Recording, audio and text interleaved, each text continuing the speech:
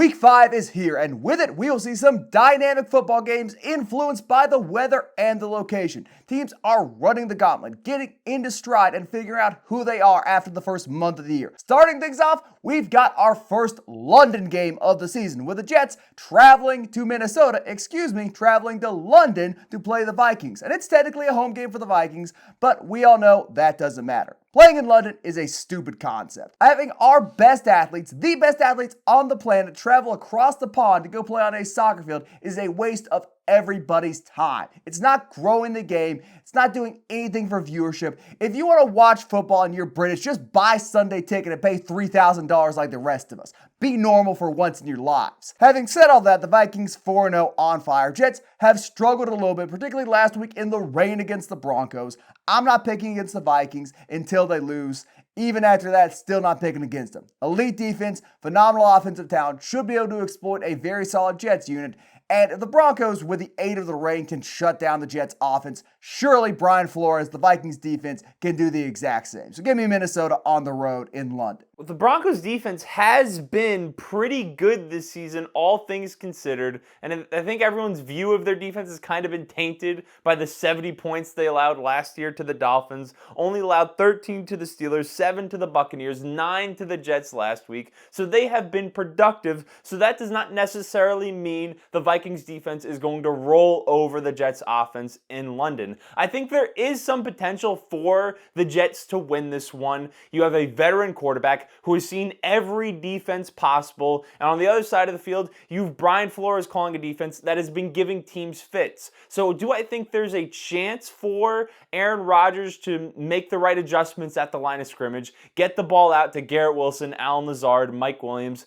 I think there's a chance for that to happen. I don't think that's going to happen because on the flip side, it's not like the Jets defense has faced a gauntlet of quarterbacks or a gauntlet of offenses that move the ball down the field at a high level. And the Vikings, through 4 games, their run game has been solid every single week with Aaron Jones and Ty Chandler. Sam Darnold has been playing at a top 10 level regardless of what you think of the totality of his career. So I do think the Vikings are going to be able to win this one. The one good quarterback we've seen the Jets play this week, albeit it was in week 1, Brock Purdy lit them up like a Christmas tree. So I think Sam Darnold's going to do the same thing. They're going to score enough points to win. I think Jordan Mason lit him up like a Christmas tree and made it a lot easier for Brock Purdy to operate. We do not need to bring up Sam Darnold's past when talking about his current status on the Vikings. This is a new man reborn in the glory of Kevin O'Connell, and he will be leading this Vikings team just about as far as he can get them going. On to Chicago, where the Bears will be hosting the Panthers. And the discourse about this game is going to be Bryce Young and Caleb Williams.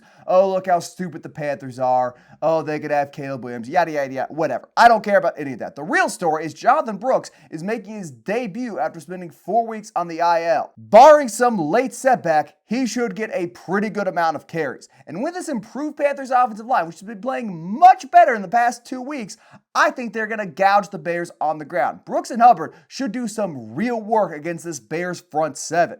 Flipping things over, this is arguably the worst defense Chicago has played. Last week, a very weak Rams team was exploited for 24 points. This week, I think they should be able to do something similar, if not worse, to the Panthers. They got a few redeeming pieces in their secondary, but all in all, Carolina is weak on that side of the ball.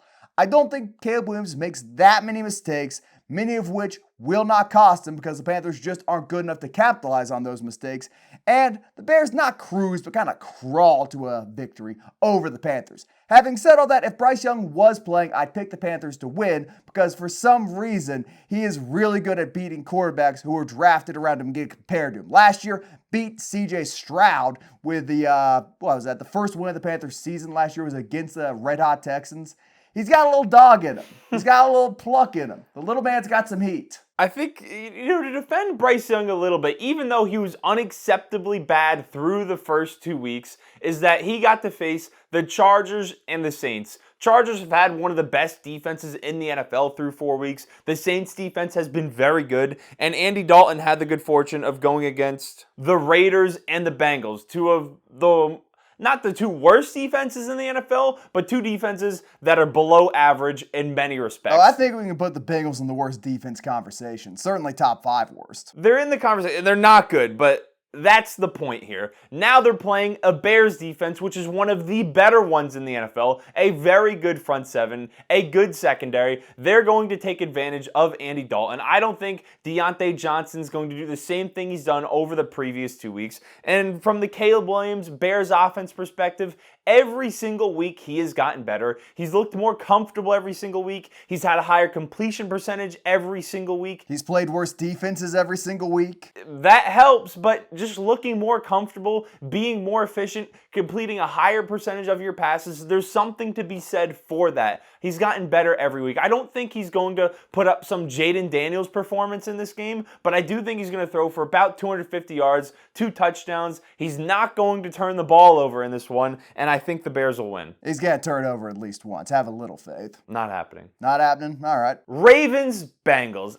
Let's get serious about this one. The Bengals don't really have much of a chance. Their defense has been terrible through 4 weeks. There's no sign that it is going to get any better. They haven't even played a top 10 rushing attack, and they have one of the worst rushing defenses in the NFL. Now you're playing a Ravens team with Derrick Henry, who's averaging 6 yards a carry on the season. He just came off a game where he almost had 200 rushing yards against the Buffalo Bills. And then you have Lamar Jackson back there who's going to run it. Justice Hill has proved to be a very good option to go in there and substitute for Derrick Henry when he needs a breather. So I think this Ravens offense is going to take advantage of a very bad Bengals defense. And the Ravens defense, even with the departure of Mike Macdonald from last season through 4 games, has proven to be very good. So they're going to get after Joe Burrow. I think the Bengals offense is going to struggle, and they're going to suffocate the Bengals. The problem with the Ravens defense is they don't get put in a position to just take something away very often. It happened last week against the Bills,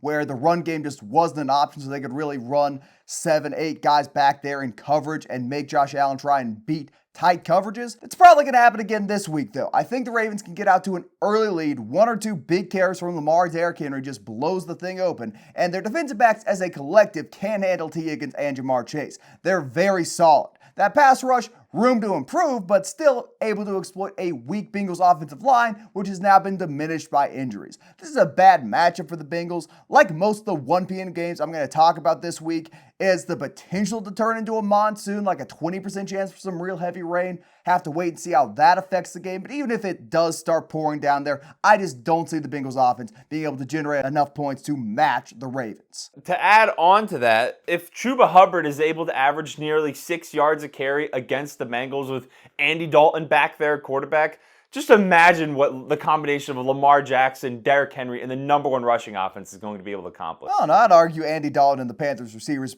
present a more complete air threat than Lamar Jackson and the Ravens receivers, but that's just a little preference thing. On to the Bills versus the Texans. Getting shaboinged by the Ravens doesn't really concern me one way or the other. The Ravens are a very good team who jumped out to an early lead thanks to some long carries. The Bills' defense is fine. Their offense will be just fine as long as they are allowed to play their game, get James Cook his touches, and really play a balanced attack. The Texans, I'm not moved by winning a rock fight against the Jaguars. I would argue barely beating the Jaguars is worse than getting blown out by the Ravens. Jags are one of the worst teams in football this year. Nico Collins, phenomenal wide receiver. Outside of him, their offense has been uninspiring. Maybe getting Joe Mixon back and healthy will change that, but not super optimistic. The Texans' path to victory is pounding it out with Mixon, but I don't know how many carries you want to stack on a guy who just got off the injured list. Either way, I don't think Houston's going to light the world on fire. I think Buffalo's going to get back into their scheme, run the ball enough to open things up through the air, and then just pick apart this Houston secondary. Josh Allen's going to have another great game, get himself back in that MVP conversation, and the Bills will start their season 4-1 in the absence of Stephon Diggs. Despite the Texans' 3-1 start, their offense has been disappointing, and the optimistic fan of all of the Texans' offseason additions, what they did to construct a highly talented offense, wants me to pick them to win. But I just don't think it's going to happen because they haven't been putting the ball in the end zone. Their offense from a yards per game perspective has been highly productive, top 10 in the NFL. But then when you look at the points per game, they're 17th in the NFL and they are not scoring. All 3 of their wins this season have been 1-score games. They are not blowing teams out. And the only time this season where their offense looked really good was when Joe Mixon was healthy week 1 against the Colts, and he was out there running the ball for for them. So from a passing perspective, CJ Stroud, Nico Collins, Stephon Diggs, Tank Dell, who's also been banged up with injury, they haven't been highly productive. And I don't think that's all of a sudden going to turn around this week, unless, like you said, Joe, well, I don't think the passing game is going to all of a sudden turn around. And I don't think the offense is going to do a complete 360 from, or a complete 360. 180, That's 180. A circle, right? I know, I realized it as I said it, 180, and be all of a sudden electric through the air. So I also think the Bills are going to win. Losing to the Ravens in the way that they did doesn't mean much, because that can happen to anybody. Well, not any, but I don't think the Vikings lose to the Ravens quite that bad. On to a game I will be watching with rapt attention this week. Colts hosting the Jaguars. I don't mean to step on your feet here with this. This one's got about an 80% chance just to turn into an absolute tsunami. We are going to get one of those classic Jacksonville rain games this week. I am fired up for that one. So, I'll let you give your prediction first. The Jaguars are 0-4, and you have to just imagine, it can't be this bad. They can't go 0-5. Are they truly capable of doing? I don't think they are. I think they have to beat this Colts team. If they don't, I think Doug Peterson is getting fired immediately. This has been an absolutely pathetic start for them. They have a $50 million quarterback that doesn't seem to be worth anything close to the amount they are paying him. He's missing Brian Thomas wide open down the field. He's not getting the ball to Christian Kirk. Their run game hasn't been as good as it was last season. So I think they're going to win this one. We finally saw some life in their offense last week when they scored 20 points. The Colts, Joe Flacco, or an injured Anthony Richardson. Maybe they win if it's a monsoon and Jonathan Taylor goes crazy. If Joe Flacco's the starter, they've got the best quarterback in this game. Let's not get crazy here. I'm picking the Jaguars to win, but I don't feel good about it. The monsoon, I think, favors the Jaguars. The home field advantage favors the Jaguars. The Colts are 0-6 in their last 6 trips to Jacksonville, so they just can't get that monkey off their back. They are struggling in Duval. If Richardson plays and it does just pour rain, he's going to turn the ball over 5 times. I'll go with the Jaguars. I feel fine about that pick, but if Joe Flacco plays, which he's currently not supposed to, this could definitely go in the Colts' favor. Anyway, you can do Dolphins, Patriots. Have fun with that one. Oh, thank you. Giving me Dolphins Patriots. Exciting. The most exciting game we're going to get to watch all season. Jacoby Brissett behind a bad offensive line. Tyler Huntley. Will it be Skylar Thompson? Who knows at this point? Snoop Huntley. His name is Snoop. This is the only game all year the Patriots are going into with a better roster than their opponent. We should be excited about They're this. favored to win this one. Exactly. 1-point favorites at home. You love it. A complete shocker. And I think the Patriots will win this one. The Dolphins, when they don't have Tua, have proven that they're a completely incompetent offense. Without Tua, they go from a borderline playoff team, a 7-9 win team, in my opinion, to now looking like the worst team in the NFL. I don't think there's much of a chance they win this one. They also lost Jalen Phillips. The Patriots defense has proven to be pretty solid under Gerard Mayo, so I think they'll at least be able to control the game from that perspective. I have the Patriots winning. The only way the Dolphins win is if Raheem Mostert gets back, is healthy, and gives them that ability to run the ball up the middle, which they just have not had this first part of the season. Even if he's back, I am skeptical of his ability to really just flip this game on its head. Christian Gonzalez can take away Tyreek Hill or can take away Jalen Waddle, and Snoop Huntley, Skylar Thompson, they'll take away the other guy pretty easily. They're talented that way. I've also got the Patriots winning at Foxborough. Really just an NFL red zone classic, if you would. Browns headed to D.C. to take on the Commanders, and Jaden Daniels is what the Browns thought they were getting when they traded for Deshaun Watson, an electric quarterback that can make plays with his feet on the ground and completes passes at an extremely high percentage. The last time Deshaun Watson was playing good football, he completed over 70% of his passes, over 4,000 passing yards for the Texans, 30-plus touchdowns, and Jaden Daniels in his rookie season is maybe not necessarily on that track, but he's playing like the Browns thought Deshaun Watson would for them. The Commanders' offense has been very productive. Brian Robinson, I've not been super high on him in the past, but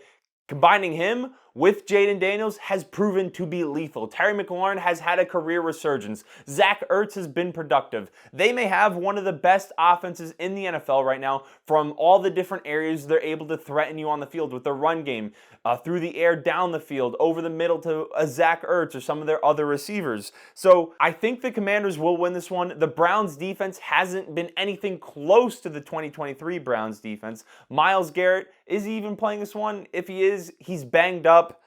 The Commanders winning. The last time Deshaun Watson played good football was last week. And I know we don't like Deshaun Watson, not a friend of the program, not a good person. The last 2 weeks, he has played perfectly fine to above average football. The losses the Browns have been sustaining have not been on Deshaun Watson. He's not what's holding them back right now. Their offensive line still's got some big issues. Their receiving room, kind of a mess. Amari Cooper might be traded. Nick Chubb is back on the practice field. I doubt we see him play, and even if he does, he's not going to have a giant workload. But, I don't know. It feels like a offense which is getting better week to week, to me at least. If they can get their tackles healthy, they'll be fine, mediocre. Defensively, they haven't been as good as last year, but it's hard to follow the best defense in football. They're still a very good defensive unit, and they're a much better coached defensive unit than anything Jaden Daniels has played in the past 2 weeks. He's played 2 bad defenses. That is where these electric numbers have come from. He is a great quarterback, yeah, sure. He's still young, he's still going to make mistakes, and the game plan Cliff Kingsbury is running with is fairly predictable. They're going to keep it close and then occasionally try and stretch the field, primarily with Terry McLaurin, maybe with somebody else. I think that gets figured out this week. I think the Browns defense jumps on this young quarterback. I think they jump on this predictable game plan and really slow him down, make him turn the ball over, and capitalize on those turnovers to win the game. Jaden Daniels is not going to have the same type of game he's had the past 2 weeks. They're going to be punting more than once. The Browns defense really hasn't been good, though. Against the Raiders, who have the second worst rushing attack in the NFL, they allowed 5 yards a carry, and now they're playing a Commanders team who have the third best rushing attack in the NFL and have gouged every team they've played against. So it kind of feels like just one stat you're pulling out of thin air. Oh, they allowed 5 yards a carry this one game. If they had a bad run defense against the Raiders of all teams, and now they're playing a Commanders team who have run the ball successfully against every team they've played against, it is going to be a long, day, night for the Browns defense? It's a 1 p.m. game. It's going to be a short game if they keep the ball on the ground a lot. I think you're using a false equivalency. I just don't think you can sit here and seriously say the Browns don't have a very good defense still. We don't need to get bogged down into the minutia. I really don't care all that much about this game. Moving on, Vegas playing Denver.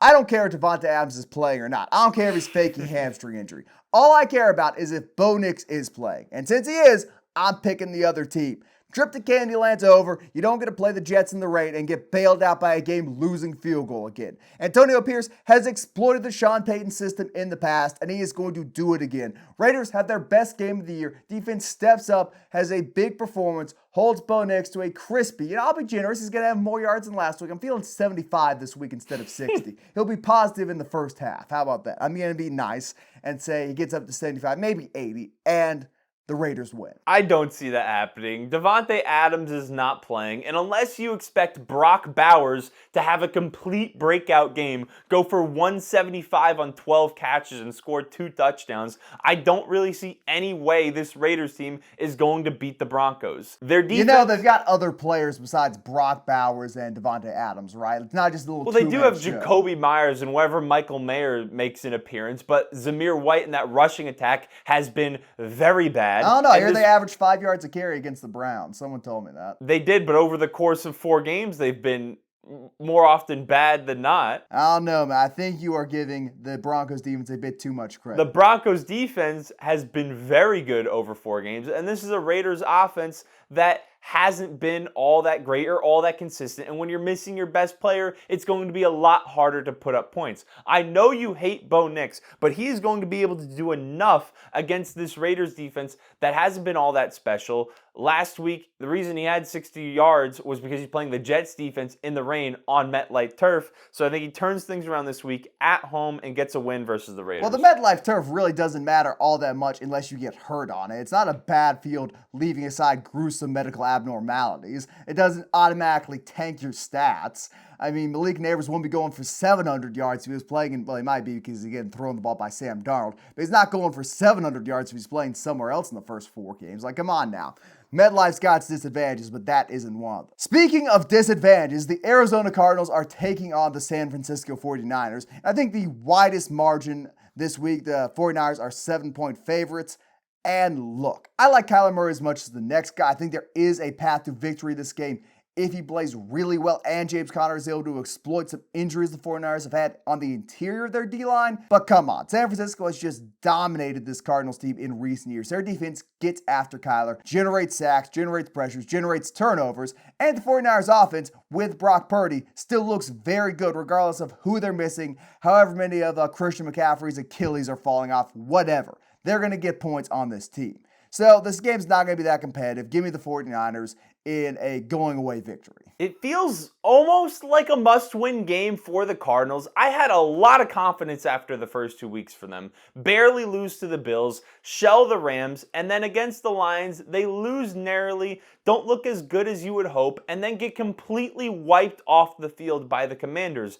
With all the talent they've had, they need to be better on the offensive side of the ball, and we're slowly coming to the reality that even with Jonathan Gannon calling the defense, they may not have enough talent yet on the defensive side of the ball to stop some of these high-powered attacks. And with Brock Purdy playing the way he is, he's been very productive. With Jordan Mason being very good in place of Christian McCaffrey, I think it is going to be really hard for this Cardinals team to hang with the 49ers over the course of the game. If they have a hope of winning, they jump out to a lead early. Maybe James Conner's then productive later in the game, giving them some time management advantage. But I expect the 49ers to win. It is going to be very hard for the Cardinals to get in this one. Next up, we have the Packers heading to Los Angeles to take on the Rams. And the truth of the matter is, Jordan Love hasn't won a game yet, even with everything we've said about the Packers, this positive things we've said about the Packers. Who's saying nice things on this side of the room? Don't put we in there. You have said about the Packers. You've said some nice things about them. They've got a classic uniform color scheme. You've acknowledged what they've been able to accomplish in the face of adversity with Jordan Love going down to injury. Lambeau Field's an historic field. Malik Willis stepping in there and being productive in that offense. LaFleur's got a nice beard. Best case scenario for the Rams, they would have had everyone healthy and they would have won in a high-scoring game, but not everyone's healthy. Their top 2 receivers are still not playing. They have, Tutu Atwell and Jordan Whittington and Demarcus Robinson, if he's able to step on the field. Their defense is one of the worst in the NFL. The Packers have a very good run game. Jordan Love struggled in the first half last week, stepped up in the second half. The Packers are going to win. If you can't beat the Bears, you're not beating the Packers this year. The Rams, their D-line stinks. Their secondary looks old. The only path to victory they have is they play turnover-free football, and they give Kyren Williams and Blake Corum a whole lot of carries and just pound this sucker out inside. But Sean McVay has shown a lack of desire to win, refuses to hand the ball off to his best running back, and because of that, Packers are going to win. Not much needs to be said this week about this game. Do you want to do the Giants Seahawks, or shall I? If you have some things you'd like to say about the Giants Seahawks, you're welcome to flame them first. If this game was in New York, I would pick the Giants to win. I don't care about second half numbers Geno Smith put up in an offense which was trailing drastically to the Lions. I just don't care about it. Their defense stinks. They got big names in those secondary. Those big names have not performed well at all this year. If Malik Neighbors was playing, I still might pick the Giants to win. He would have torched this weak Seattle secondary and their non-existent defensive line. Having said that, Neighbors probably isn't playing, and the Giants are going to have to fly all the way across the country to take on the Seahawks. And they still have a terrible O-line, non-existent running game, Daniel Jones at quarterback, geriatric secondary of their own. So I've got to pick the Seahawks. I don't feel good about it. I wanted to pick the Giants this week. I really did. In some respects, the Giants have looked a little bit better than some people have expected, you being one of them, what they've been able to do with Malik Neighbors through the air. So if Malik Neighbors was playing in this game and was symptom-free from his concussion, There's a sneaky argument you can make for the Giants winning. On the Seahawks side of things, there was the whole fraudulent 3-0. They didn't really play a whole lot of teams. But after this past week against a real Lions team, Geno Smith throwing for nearly 400 yards, the team having close to over 500 yards of total offense, their run game with Kenneth Walker and Zach Charbonnet, both rotating through the backfield, has been very good. DK Metcalf has been doing his thing. JSN has taken a step in year 2. So they're just a much more talented team than the Giants. It is clear, it is obvious. And quickly on their defensive line, something that really hurt them last week, 3 or 4 of their starters were not playing. Byron Murphy, Leonard Williams. So that is a big part why they weren't able to stop that Lions offense last week. I'm going to stop in the little victory. Oh, they look better than you said they would. Tristan, if you told me the Giants started 1-4 on the year, which you're now predicting them to do, I've said, yeah, that sounds about right. The Giants have been exactly what I have expected, with the exception of Malik Neighbors, who has overachieved. This team still stinks. Don't try and victory lap a 1-4 start. I'm talking about, oh, they're better than I'm not victory lapping it. This team stinks. It's not. This team stinks. You were expecting them to be a 2-win team, but now they might be a 4 to 6-win team. So big difference. That's a doubling the win total. We're going to have to go right look there. at the predictions. And I'll go do that right now. You go ahead and do the Steelers Cowboys. I'm going to get the exact number here. Cowboys versus the Steelers. Justin Fields is coming off one of the best games of his career, even though they lost it. And the Cowboys, they played the Giants, they won, but Micah Parsons got hurt. DeMarcus Lawrence got hurt. They're on their 3rd, 4th, 5th string corners. Their defense has not been good when the starters are healthy, and now the starters aren't healthy. So this is a Steelers team that has been very productive on the ground. Justin Fields is getting better with each week with Arthur Smith calling plays. He's been efficient. He's not making a lot of mistakes compared to what we've seen when he was on the Bears. Steelers should win this one at home. The only path to victory for the Cowboys at any point this season is if Dak throws for 350 to 400 yards, CD goes for 100 to 130, and the Cowboys win in shootouts because their run game, non-existent. Defense, close to non-existent. And it's going to be hard for them to even go above 500 this year. For the record, I predicted the Giants to be 3-14, and we are still well on track for that. We are still cruising to that eventual end goal, particularly with how tough their schedule is down the stretch. But we don't need to chirp on about that. The issue the Cowboys are going to run into is the issue they're going to face with every team who can run the ball competently. Najee Harris should just steamroll this weak front seven. The linebackers are going to be shrugging off nose tackles, trying to make a play 3 yards downfield. It's not a recipe for success. Justin Fields is not going to have to drop back and try and pass the ball 30, 40 times like he was forced to do last week. He's going to be allowed to play his game, mistake-free football. He's going to be effective, smooth, crisp, controlled in the pocket. Their pass rush, with the absence of Micah Parsons, it's non-existent. I don't think Dak can generate 300 yards against the Steelers secondary. All they really need to do is line up one of their safeties over top, whether that be Deshaun Elliott or Minkah Fitzpatrick, over CeeDee Lamb and whatever cornerback is on them, and they will be perfectly fine. Smooth sailing on the day. Steelers whoop the Cowboys. Oh yeah, that one actually is supposed to have a lightning storm though. So best case scenario for the Cowboys, someone on the Steelers sideline gets hit by lightning, preferably Mike Tomlin, and they can cruise to a win that way. But unless that happens, the Steelers are winning. Don't they usually delay the game for lightning? It could just be like the first strike though. Like, God, I'm tired of going 500. Although technically, if Mike Tomlin got hit by lightning and missed the rest of the season, he would have finished above 500 on the year as a coach. Is that okay? So he might be out there with a metal rod trying to pad his streak. Anyway, Monday Night Football, Saints taking on the Chiefs. Arrowhead is a hard place to play, particularly if you're a team which is on a 2-game losing streak. But it is undeniable the Saints were unlucky last week. They played better than the Falcons. They should have won, but had a few blunders which cost them the game. This team should be 3-1. You could argue the exact opposite for the Chiefs. They got lucky last week playing an incredibly injured Chargers team and were still neck and neck with them for a majority of the game. They play a healthy Chargers team with 2 functioning tackles, they probably lose. And I just don't see the Saints punt return team giving up another touchdown this week. I don't see them stumbling like that. I don't see their offense being hindered by the Chiefs secondary, by their front seven, as much as they were by the Falcons. I think they run the ball better this week. I think they pass the ball much better this week. I think Chris Olave has the best game of his season against the Chiefs secondary. I think his name's hard to say. I think Rashid Shaheed bounces back this week against the Chiefs secondary, and I think the Saints offense flies around. On the other side of the ball, you're going to get into it more. The Chiefs are hurt. They're hurt bad. Their skill players non-existent outside of Travis Kelce, and he's getting older by the second. So I got the Saints pulling off the upset at Arrowhead Field. I still think the Chiefs are going to be a serious contender for the AFC Conference Championship. I think they likely will still make it there. They have a ton of talent on the defensive side of the ball, and I still believe in the talent they have on the offensive side of the ball. But the major difference when it comes to them winning this game is heading into the season, and what we saw through the first few weeks is that Isaiah Pacheco and Rashee Rice were the best players on their offense. They are the players besides their quarterback. They were the team's playmakers. Travis Kelce, kind of more of a side character at this point in his career, with him being a little bit older, not as fast as he's been in years past, not as quick as he's been in years past. Now that those two guys are injured, they have to rely on Xavier Worthy to step into a much bigger role than they wanted him to this early in his career, and they need Travis Kelce to return to what he looked like 3 seasons ago, or even just last season when playoff Travis Kelce from last season. Spending your entire offseason putzing around with Taylor Swift has not helped his conditioning.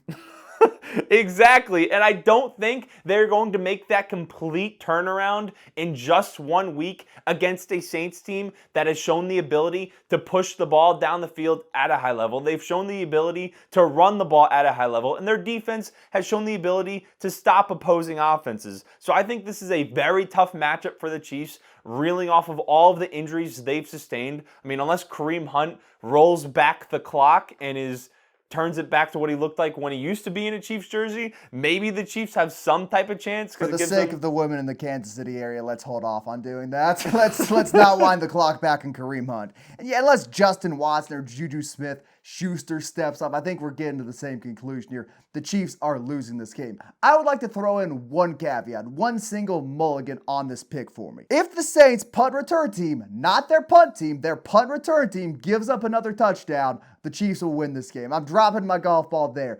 I'm predicting the Saints to win unless their punt return team gives up a touchdown, in which case I'm picking the Chiefs. And just to be clear, I do think later in the season, Justin Watson, Juju Smith-Schuster, they can step into bigger roles and be a part of that offense, but losing your number one receiver and having those guys having to step in immediately after just 1 week, getting 1 reps in practice, I don't think that's going to happen. Well, I don't, because I think those guys stink. But anyway, those have been our predictions. Let us know what you think down in the comment section below. If you want to give us a little bit of financial kickback, go sign up for Underdog using our code Thicc with 2 C's to double your first deposit, up to $1,000. They're just giving away money. So go do that. Follow us on all platforms, and we will see you folks next week.